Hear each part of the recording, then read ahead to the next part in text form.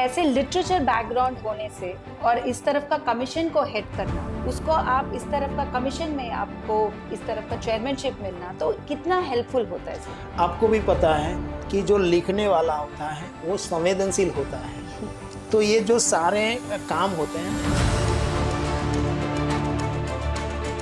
दोनों और मैं तीन ही हम बैठे थे और उनकी जो बॉडी लैंग्वेज थी उसी पर से, उनके चेहरे पर से मैं समझ गया। और मैंने उनको एक ही सवाल पूछा कि आपने कुछ खाया है? बातें रखता है वो 24 घंटे के अंदर अथॉरिटी को नोटिस चली जाती है। आज हम जब देखते हैं कि यंग पॉलिटिशियंस आ रहे हैं, पढ़े लिखे पॉलिटिशियंस आ रहे हैं, आपके जैसे ऑथर्स हैं पॉलिटिक्स में, तो अभी जो यंग पीढ़ियां हैं, नहीं, मैंने खास करके ये लास्ट 20 वर्ष में मैंने देखा है कि लोगों के मानस में चेंज हो रहा है। लास्ट 10 इयर्स में आप दलित कम्युनिटी का आप सोचते हैं क्या एक्स्ट्रॉर्डिनरी काम हो चुका है कि जो पिछले 60 साल में जो नहीं हुआ, ये जो 10 साल में आपके गवर्नेंस में देखा? ये 2014 के बाद ऐसी अनेक कल्याणकारी योजनाएं सरकार ने, मोदी साहब के नेतृत्व में सरकार ने इम्प्लीमेंट की है। और अभी मैं तमिलनाडु गया था।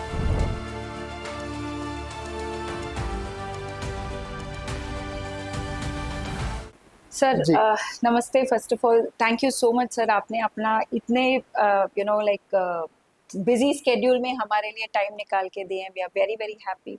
सो फर्स्ट एंड फॉरमोस्ट आप मुझे ये national commission for scheduled caste, उसके बारे में बस एक ब्रीफ दीजिए सर। जी, नमस्ते, आपका बहुत बहुत स्वागत है। ये जो national commission for schedule caste है, राष्ट्रीय अनुसूचित जाति आयोग, तो ये भारतीय संविधान है। उस संविधान में जो हमारी धारा है 338, इसके अंतर्गत इसकी रचना हुई है। और बाबा साहब आम्बेडकर की इच्छा थी, उनका हमेशा एक ही सपना रहा था कि ये जो भारतवर्ष है, वहाँ पर जो शताब्दियों से जिसे न्याय और अधिकार से वंचित कर दिया है, ऐसे समाज को न्याय और अधिकार मिले। इस बात को ध्यान में रखकर ये आयोग की रचना हुई है। बाबा साहब आम्बेडकर स्वयं ने भी 1953 में राज्यसभा में ये जो आयोग है उसकी हर वर्ष एक रिपोर्ट निकलती है। उस रिपोर्ट पर बाबा साहब 1 घंटा उन्होंने प्रवचन दिया है। तो उसमें भी उन्होंने यही कहा है कि आयोग का काम है जो शोषित है, जो पीड़ित है, जो वंचित है, उनको न्याय मिले, त्वरित न्याय मिले और उसके अधिकार है, उस अधिकार की रक्षा हो। तो 75 साल हो गए हैं इस आयोग के, और ये जो बाबा साहब आम्बेडकर का जो सपना था उसी ध्यान में रखकर आयोग काम कर रहा है। तो आयोग के मुख्य 3 बिंदु है। एक है कि जहां पर भी पूरे भारत में कहीं गांव शहर में किसी अनुसूचित जाति के व्यक्ति पर अत्याचार होता है, जैसे मारामारी है, हत्या है, बलात्कार है, जमीन हड़प लेना है, ऐसे किसी भी प्रकार का अत्याचार है, तो जब पुलिस उनकी बात नहीं सुनती, प्रशासन उनकी बात नहीं सुनता, तब ये व्यक्ति आयोग के पास आता है और आयोग उस समय उसे त्वरित न्याय मिले। तो इसलिए ये जो आयोग है वो सिफारिश करती है पुलिस प्रशासन को कि भाई आप इसे न्याय दीजिए। सेकंड जो हमारा काम है वो है केंद्र और राज्य सरकारें जो है, वहाँ पर काम करने वाला जो सरकारी कर्मचारी है, एससी कर्मचारी, अनुसूचित जाति का जो व्यक्ति है काम करने वाला, अगर उसे कहीं पर भी अन्याय हुआ है, जैसे रोस्टर है, आरक्षण है, बढ़ती है, तो उसे वहां जब उसे न्याय नहीं मिलता तब वो व्यक्ति आयोग के पास आता है, तब उसके अधिकारों की रक्षा आयोग करता है। तीसरा है कि बैंक्स है, ओएनजीसी है, ऐसे जो सार्वजनिक सेक्टर है वहां पर काम करने वाला जो व्यक्ति होता है ऐसी, उसको लेकर रिव्यू होता है। साथ साथ भारत सरकार की जो कल्याणकारी योजना है जो बैंक के थ्रू होती है, जैसे मुद्रा योजना है, ऐसी जो भी योजना है, बैंक कनेक्ट है जो एससी को लेकर है, तो बैंक सही तरह से वो इम्प्लीमेंट करती है कि नहीं करती, कितने परसेंटेज उन्होंने एससी को ऋण दिया, वो देखने का काम भी आयोग का है। ये मुख्य 3 काम है। साथ साथ हम सुओ मोटो भी लेते हैं कि कहीं अखबारों में आया कि दलित पर ये प्रकार का अत्याचार हुआ और वो व्यक्ति यहाँ नहीं आया, तो सुओ मोटो भी हम लेते हैं और उस दिशा में हम आगे बढ़ते हैं। कहीं देश भर में कहीं पर भी अत्याचार हुआ है, अगर हमारे ध्यान में आए तो हम वहां का दौरा करते हैं, स्थल पर जाते हैं, पीड़ित को मिलते हैं और उसे त्वरित न्याय मिले, उसे कानूनी रक्षा हो उसकी, वो उस दिशा में हम काम करते हैं। तो इस प्रकार मोटे तौर पर ये सारे काम आयोग के हैं। बट इसमें सर और एक चीज है, जो रिकमेंडेशंस आप देते हो वो टेक्निकली किसी को सेटिस्फैक्शन नहीं हुआ वो अपील में जा सकते हैं, बट लास्ट 2 इयर्स आपके चेयरमैनशिप में तो एक भी अपील नहीं हुआ सर। आपका रिकमेंडेशन, जो भी रिकमेंडेशन टेक्निकली जो आपके सामने आके कोई मुद्दा रखते हैं, कोई प्रॉब्लम रखते हैं, आप उसको रिजॉल्व करके एक रिकमेंडेशन देते हैं आपके कमीशन के द्वारा। तो उस कमीशन का जो भी रिकमेंडेशन आपने 2 साल में दिए हैं, एक भी अपील में नहीं गया सर आज तक। हाँ, तो हम जब मैं आयोग में मेरी नियुक्ति हुई तब मैंने देखा कि लगभग 250 से 300 ज्यादा आयोग को लेकर कोर्ट अपील में में जाते। अपील में गए थे। मैंने देखा कि ऐसा क्यों, तो हमने थोड़ा हमारे अधिकारियों के साथ भी बैठे, हमारे जो लीगल टीम है उनके साथ भी बैठे हम, तो मुझे लगा कि अगर सही न्याय प्रक्रिया जो है, आयोग की जो भी प्रणाली है, उसे सही दिशा में हम कार्यान्वित करें तो ये नौबत नहीं आती। तो इसीलिए ये मेरा 2 साल का कार्यकाल में एक भी व्यक्ति या जो पिटिशनर है, अरे ये जो अथॉरिटी है, वो कोर्ट में नहीं गई। सर और हमको ये भी पता है कि आप ऑथर है, काफी बुक्स लिखे हैं आपने, गुजराती में भी, हिंदी में भी, इंग्लिश में भी। तो ऐसे लिटरेचर बैकग्राउंड होने से और इस तरफ का कमीशन को हेड करना, और नहीं तो अच्छा सा आपका जो नॉलेज है उसको आप इस तरफ का कमीशन में, आपको इस तरफ का चेयरमैनशिप मिलना, तो कितना हेल्पफुल होता है सर। नहीं, जो आपको भी पता है कि जो लिखने वाला होता है वो संवेदनशील होता है। तो ये जो सारे काम होते हैं ना, तो आपके पास सरकारी तंत्र के साथ साथ अगर संवेदना है, करुणा है, तो आप सही तरह से हैंडल कर सकते हो, ये मेरा अनुभव है। दूसरा कि मैं लिखने के साथ साथ सामाजिक कार्यों में भी मैं काफी जुड़ा हूँ, और ये जो अनुसूचित जाति समाज है और समाज का जो निचला तबका है, जो वंचित है, उसके बीच धरातल पर मैंने काफी काम किया है। तो जो मैंने सालों तक जो काम किया और ये लिखना, तो दोनों मिला के ये आयोग के जो मुझे चेयरमैन पद मिला, तो वो मुझे काफी हेल्पफुल मिलता है। और लोगों की जो संवेदना है, उनकी जो भी भावना है, उनके जो अन्याय उनके साथ हुआ, वो मैं अच्छी तरह समझ सकता हूँ।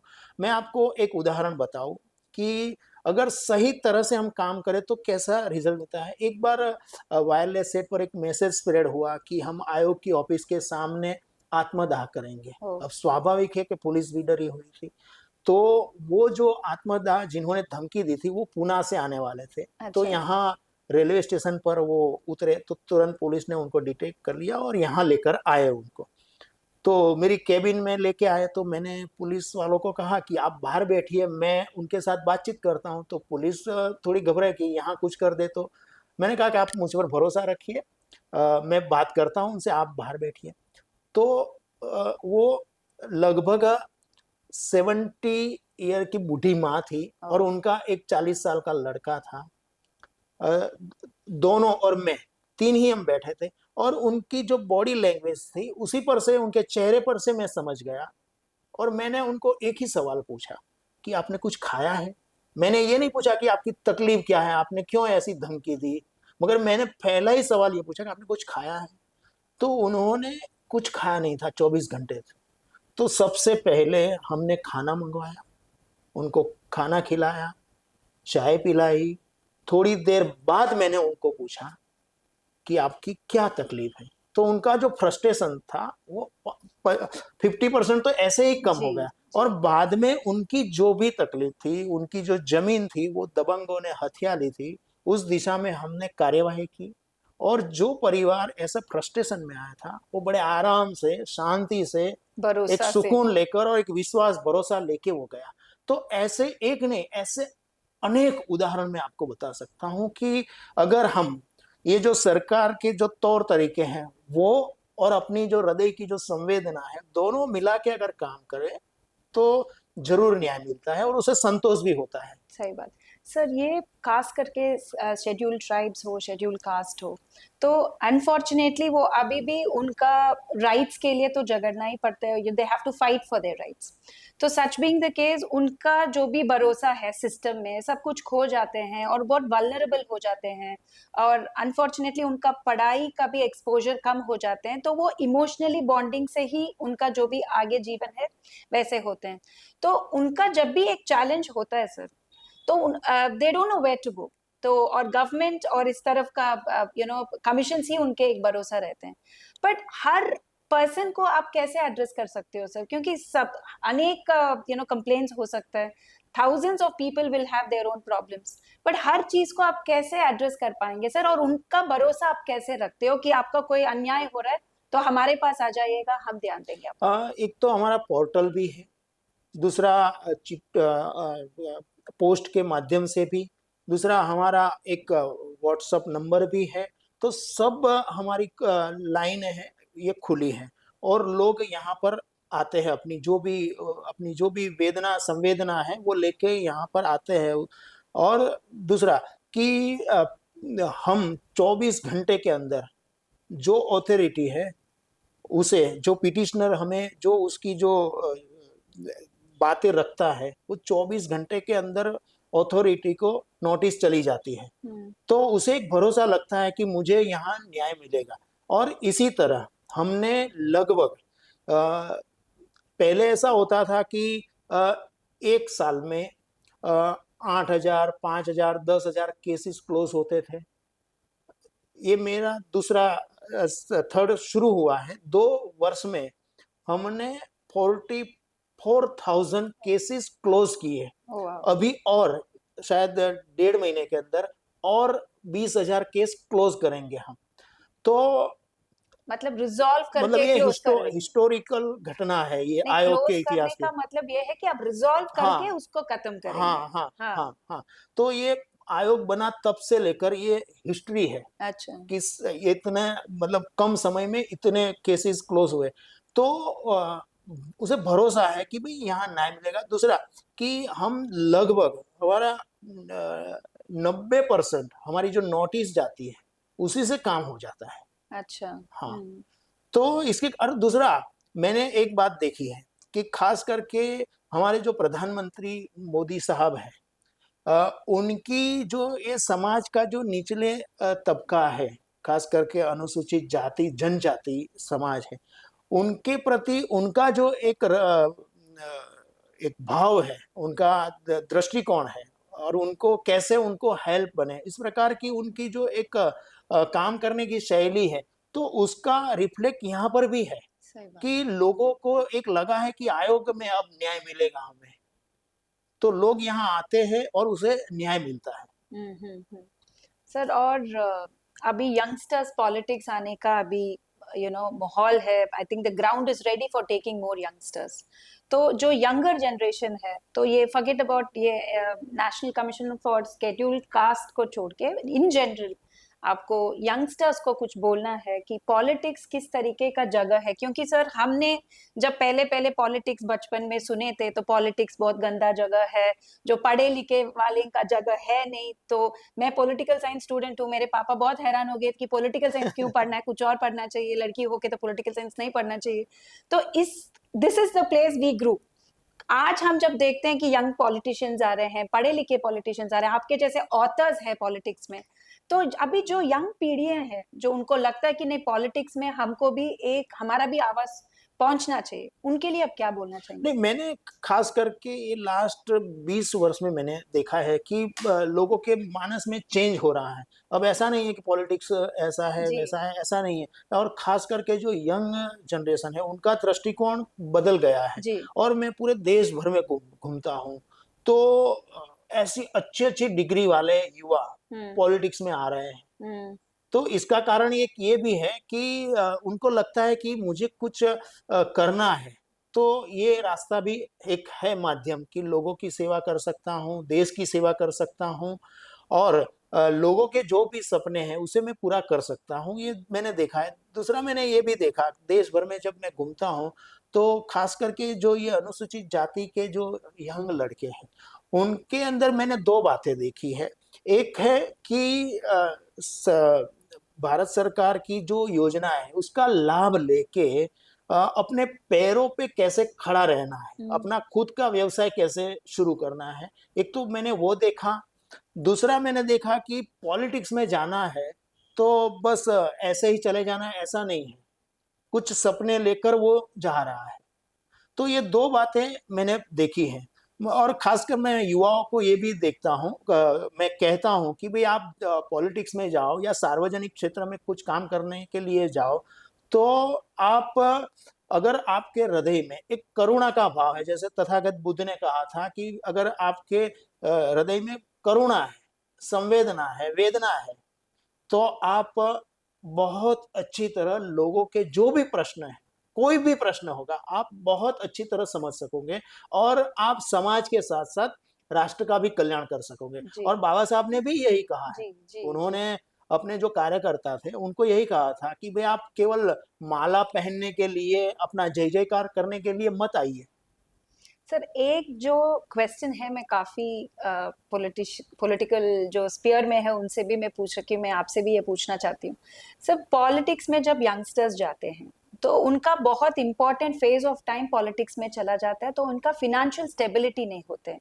तो आप कैसे उनका फिनेंशियल स्टेबिलिटी भी मेंटेन करें, क्योंकि अपना भी परिवार देखना पड़ता है, अपना का भी खर्चा उठाना पड़ता है, अपने माँ बाप का भी ध्यान देना पड़ता है। At the same time politics is not a paying profession नहीं है, वो आपका एक सर्विस स्पेस है।